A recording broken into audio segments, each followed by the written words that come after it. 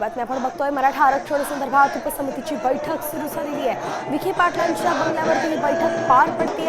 एक मोठी बातमी आपण सगळ्या बघतोय ती म्हणजे मराठा आरक्षणासंदर्भातली बैठक सुरू झालेली आहे। उपसमितीची बैठक आहे ज्याचं नेतृत्व मार्गदर्शन होत आहे ते विखे पाटलांच्या अध्यक्षतेखाली बैठक होती आणि त्यांच्याच बंगल्यावरती बैठकीचं आयोजन करण्यात आलेलं आहे।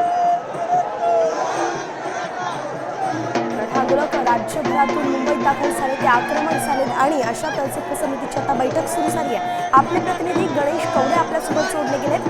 गणेश, ही जी बैठक सुरू झाली आहे त्यामध्ये इतरही कोण कोण अजून उपस्थित आहेत आणि किती वेळामध्ये काही तोडगा काढण्यासाठी चर्चा होऊ शकते?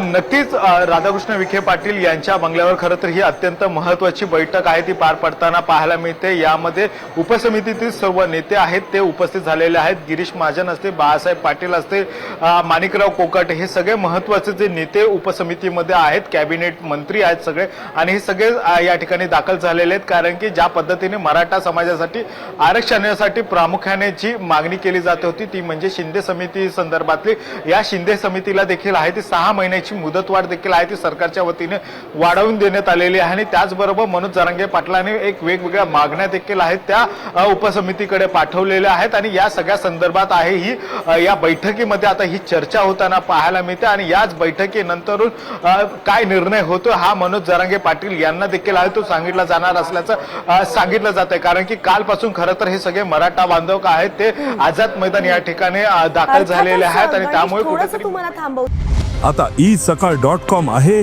देशातील नंबर 1 ची मराठी न्यूज वेबसाईट। प्रत्येक अपडेटसाठी isakal.com ला नक्की भेट द्या।